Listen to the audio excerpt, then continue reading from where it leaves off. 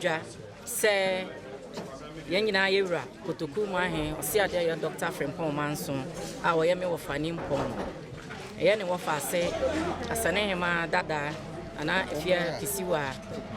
etu atua e wo ne so enam sa ye so e ma yewura e kire se ne wo fa ase no ontimi e megina badwam e meto ne so atua ti wa yi ne to akonwa the senti abusua ne pin omochi na omonkope ohema foforo na ade hye foforo a wo se fata se odi Asene akonwa ne fa ne mra abusua nso hwehwe mu na omototo ye na omuyi me nana ama ejekumu a otoso mienu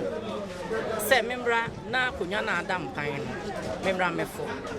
yewura eji mitumu ma mane ne amamre bia no yekoyeye enu achi no na mente me ho ase bi ba akiri asem ne kowie court ti court mu aya ode ba ye ne se yamfa asem ne nyina nsambra traditional council osi ade ye Dr. Frempong Manson eye president awo council ne so na omfa mu aye no mo nkyere nipa ese fata se odi Asene he no efise court de ontime nkyere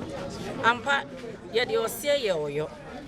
ye de bedan court eye nana abusua pani nana kwabredua e de asem ne bedan court judicial committee no bo mo tena so omo di asem no eto okon so no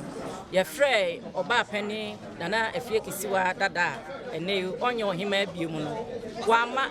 judicial committee no eto nsa frɛ ne mprenan ne nyina wama enam so mo bu asem no se de court kan ye se judicial committee no enkyere nipa oyo ohima e wasene no nananom adaroma twedi ampo adaroma osi ade ye Dr. Frempong Manson adaroma nananom Asene atrankonwamo adaroma nananom tena ase no eye me nana ama ejewa ejekumu a otoso mienu me na yeyi mi se me Asene hem tietia ne se yensom ene nipa watime wakame mentiase mempeneso nyina no mesre abusua ne nananom ne oman ne se yemfanto yachi na kroni kanko kroni puntuo enunti enene ye ohema no ma medi ade amabusua akonwa no memefro emfa ma akona busua ko eye oman no dadwen enunti na maba ti mesre se omo nyina mo michi dom na watimi wakame ne nyina no yemfanto yachi ne yemwa na Asene enye krahwe